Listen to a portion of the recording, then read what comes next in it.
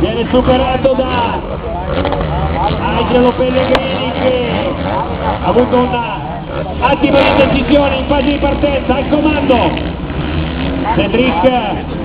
Maneria, al suo inseguimento lo statunitense dell'Oregon con la Suzuki del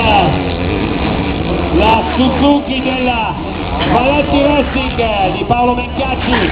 in Suzuki Moto World per Angelo Pellegrini, terzo, quarto Marrazzo, quinto Bastian Cicconna, chiude per il momento il gruppo